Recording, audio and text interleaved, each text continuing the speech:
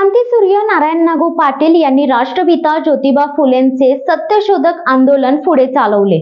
1933 साली शेतकऱ्यांचा 6 वर्ष संप घडवून आणला। यातूनच खोतशाही नामशेष झाली। शेती कसणारे कुळ शेतीचे मालक झाले। नारायण नागू पाटील शेतकरी बहुजन समाजाचे सामाजिक मायबाप ठरले। याच घराण्यात मीनाक्षी पाटील यांचा जन्म झाला। क्रांतीसूर्य नारायण नागू पाटील यांच्या त्या नात होत्या। वडील प्रभाकर पाटील आणि काका ॲडव्होकेट दत्ता पाटील यांच्या मुशीत त्यांचे राजकीय नेतृत्व घडले। हे नेतृत्व एवढे मोठे झाले की महिला वर्गाची सशक्त ताकद निर्माण झाली। उतरणार नाही, मातणार नाही, घेतला वसा टाकणार नाही, या बोधवाक्यातून मीनाक्षी पाटील यांनी राजकीय अस्तित्व निर्माण केले। पाहूयात या संदर्भातलाच एक स्पेशल रिपोर्ट। नमस्कार, मी धनश्री रेवडेकर, आपण पाहत आहात शिवसत्ता टाइम्स न्यूज। शेतकरी कामगार पक्षाची शेतकरी, कामगार, सामान्य माणूस व महिलांसाठी लढे देण्याची ज्वाज्वल्य परंपरा आहे। हीच परंपरा मीनाक्षी पाटील जागवित आल्या। रायगड जिल्हा परिषदेच्या विरोधी पक्षनेत्या म्हणून त्या सतत सभागृह गाजवित राहिल्या। सीमा प्रश्नांवरून झालेल्या महाराष्ट्रातील चळवळीतील पोलिसांचे कडे तोडून मीनाक्षी पाटील यांनी जी धडक मारली ती सरळ कौन्सिल हॉलच्या वरांड्यातच। जगन्नाथ मिश्र यांनी आणलेल्या बिहार प्रेस विधेयकाच्या निषेधार्थ महाराष्ट्रातील पत्रकारांनी केलेल्या आंदोलनात हर्सुल येथील तुरुंगात जाणाऱ्या देशातील त्या एकमेव स्त्री पत्रकार होत्या। उरणच्या क्रांतिकारी लढ्याने त्यांना एरवड्याच्या तुरुंगवासही भोगावा लागला। पत्रकार संघाच्या राज्य व जिल्हा पातळीवरील अनेक संस्थांवर त्यांनी महत्त्वाचा पदभार सांभाळला। एवढंच नव्हे तर शेवटच्या क्षणापर्यंत त्यांनी राजकारण आणि समाजकारणाचा वसा सांभाळला होता। महिलांच्या समस्या सोडवण्यासाठी अनेक सभा आणि शिबिरात त्यांनी सक्रिय भाग घेतला व अन्यायाचे निराकरण केले। इतकेच नव्हे तर एक अभ्यासू लेखिका म्हणून त्यांनी महाराष्ट्राला परिचित होत्या। त्यांनी लिहिलेले अनेक अभ्यासपूर्ण लेख आजही वाचकांच्या संग्रही आहेत।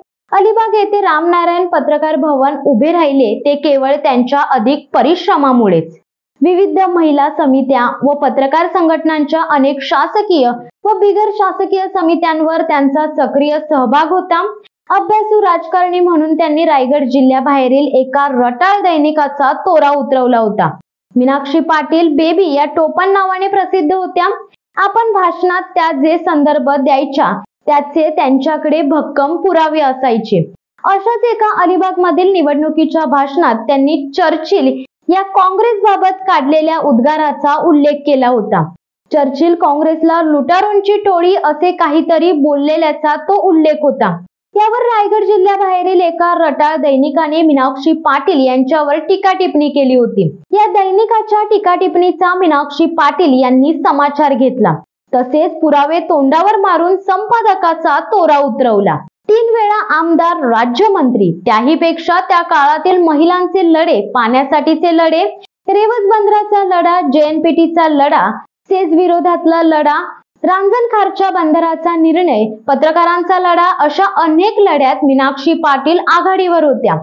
अन्यायाविरुद्ध सततचा संघर्ष, दडपशाही विरुद्ध निडरपणे, बेडरपणे अनेकदा केलेला सामना, प्रस्थापितांविरुद्ध, सत्तेविरुद्ध खंबीरपणे पाय रोवून उभे राहण्याचे धाडस, यामुळेच मीनाक्षी पाटील रायगडची रणरागिणी ठरल्या। लहानपणी संयुक्त महाराष्ट्र आंदोलनात ॲडव्होकेट दत्ता पाटलांसमोर, सखा पाटलांसमोर केलेले आंदोलन असो की नंतरच्या काळातील मंत्र्यांना जिल्हाबंदी असताना अर्बन बँकेसमोर गृहराज्यमंत्री रत्नाप्पा कुंभार यांच्या समोरचे आंदोलन रायगडकर विसरले नाहीत। सागराला उधाण येऊन उद्ध्वस्त होणाऱ्या गावांना मोठे बंधारे बांधून संरक्षण देण्याचा निर्णय त्यांनी राज्यमंत्री असताना घेतला। त्यावेळच्या खात्याच्या सचिव मालिनी शंकर यांनी या धोरणात विरोध केला। त्यांना मीनाक्षी पाटीलांनी ठणकावले, तुम्ही सचिव आहात, मी मंत्री आहे, निर्णय अंमलात आणावाच लागेल। हे प्रकरण मुख्यमंत्री विलासराव यांच्यापर्यंत गेले होते। मीनाक्षी पाटीलांनी मंत्रीपद सोडायची तयारी ठेवली होती। शेवटी रांजणखार आणि अन्य मोठे बंधारे बांधून उधाणाने उद्ध्वस्त होणाऱ्या गावांना संरक्षण देण्याचा निर्णय मान्य झाला। शेकाप 2 वेळाच आजवर सत्तेत सहभागी राहिला। जनता राजवटीतील शरद पवारांच्या पुलोत प्रयोगात त्यांच्या सत्तेत प्रत्यक्ष सहभाग होता। गणपतराव देशमुख, ND पाटील मंत्री झाले होते। 1999च्या नंतरच्या दशकात विलासराव देशमुखांना पहिल्या शासन काळात शेतकरी कामगार पक्षाने पुरोगामी लोकशाही आघाडीच्या शासनात सत्तेत थेट सहभाग घेतला होता। यावेळी गणपतरावांच्या बरोबरीने मीनाक्षी पाटील मंत्रिपदी दिसल्या, पण तोही काळ अल्पच होता। हे एक दोन प्रसंग वगळता मीनाक्षी पाटील यांनी नेहमीच विरोधी बाकावरून संघर्ष केला। 1995 ते 2014 असा 15 वर्षांचा कार्यकाळ त्यांना आमदार म्हणून मिळाला। त्या काळात अलिबाग तालुक्याच्या उत्थानाच्या अनेक योजना सरकारकडून मंजूर करून घेण्यात आल्या। मीनाक्षी पाटील यांच्या माध्यमातून शेकापचा जोरदार प्रभाव सरकारवर होता। त्यामुळे मध्यंतरीच्या रायगडातील जिल्हा परिषदेच्या राजकारणामुळे सुनील तटकरे यांना तेव्हा राज्यमंत्री पदाचा राजीनामा द्यावा लागला होता। मीनाक्षी पाटील यांना सामाजिक कार्याचे आणि पत्रकारितेचे बाळकडू घरातूनच मिळाले। वडील प्रभाकर पाटील, काका दत्ता पाटील हे तडाखेबंद व्यक्तिमत्व। भाई जयंत पाटील, पंडित पाटील हे मीनाक्षीताई यांचे बंधुराज होते। तेही जबरदस्त आक्रमक नेतृत्व। आजोबा नारायण नागू पाटील यांनी सुरू केलेल्या कृषीवल साप्ताहिकाचे दैनिकात रूपांतर झाले। शेतकरी कामगार पक्षाचे जणू कृषीवल हे मुखपत्रच बनले। प्रभाकर पाटील यांनी सुरू केलेले कृषीवल पुढे जयंतराव आणि मीनाक्षीताई आणि मग ते पुढच्या पिढीकडे वारसा हक्काने चालत आले आहे। पाटलांची तिसरी पिढी कृषीवल अगदी जोमाने चालवित आहे।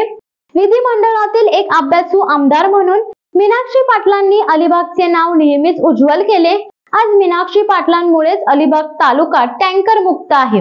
जवळजवळ 99% विद्युतीकरण आहे। मूलभूत सुविधा देण्यामध्ये आणि अलिबागचा सर्वांगीण विकास करण्यात मीनाक्षी पाटील यशस्वी झाल्या। खरे तर मीनाक्षी पाटील ग्रामीण भागात लढत राहिल्या। हा लढा मुंबईमध्ये महिलांचे लढे लढवणाऱ्या अहिल्याताई रांगणकर, मृणालताई गोरे यांच्या इतक्या तडफेचा, जिद्दीचा होता। त्याची दखल समाज माध्यमांनी घेणे आवश्यक आहे। शिवसत्ता टाइम्स न्यूज चॅनलने ही दखल घेतली आहे। क्रांतीसूर्य नारायण नागू पाटील यांच्या नातीला आमचा अखेरचा लाल सलाम। तुम्हाला अजून असेच नवनवीन व्हिडिओ पाहायचे असल्यास आमच्या शिवसत्ता टाइम्सला सबस्क्राइब करा। त्याचबरोबर हा व्हिडिओ तुम्हाला कसा वाटला हे आम्हाला कमेंट बॉक्सद्वारे नक्कीच कळवा। तुर्तास धन्यवाद। दे धडक बेधडक वृत्त देणाऱ्या आपल्या शिवसत्ता टाइम्स न्यूज चॅनलला लाल बटन दाबून सबस्क्राइब करा आणि बेल आयकॉनला क्लिक करायला विसरू नका।